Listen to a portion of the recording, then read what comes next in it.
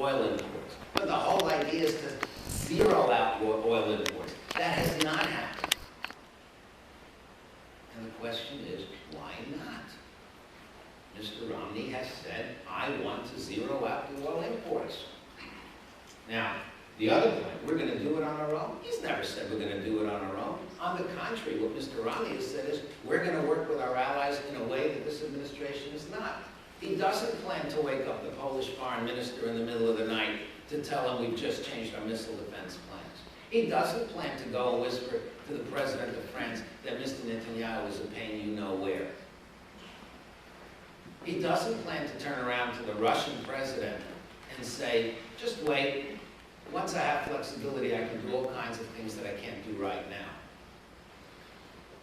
He doesn't plan to stand aside when there's a major green revolution in Iran and the United States does nothing.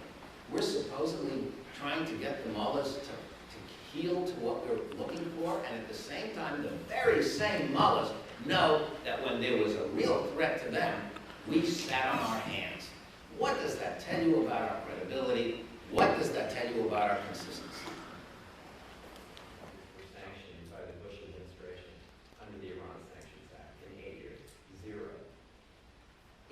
When the president came to office, he very aggressively moved on sanctions using existing Treasury Department authorities.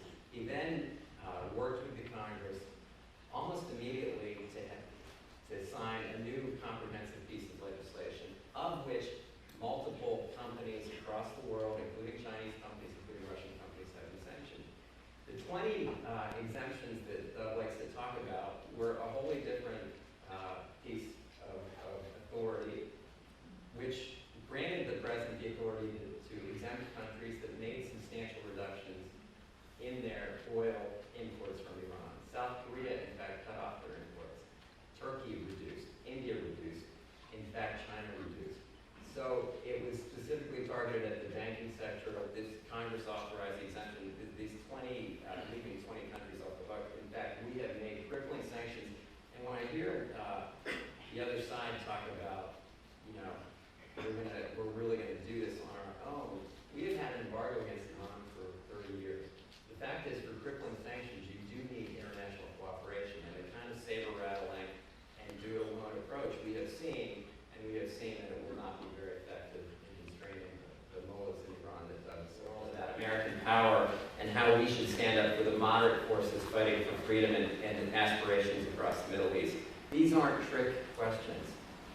These are fundamental questions about the world, and questions that most Americans expect a future commander-in-chief to have answered and resolved.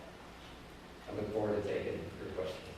All right, thank you very much. We supplied the Afghan rebels, no doubt about it. But they were doing it. And we helped Saddam against the Iranians. He was doing it. So I stand by what I said. We sent troops into Grenada. It wasn't exactly a 10-year-old battle. We actually pulled ourselves out of Lebanon. So I stand by what I said about Mr. Reagan. I don't believe that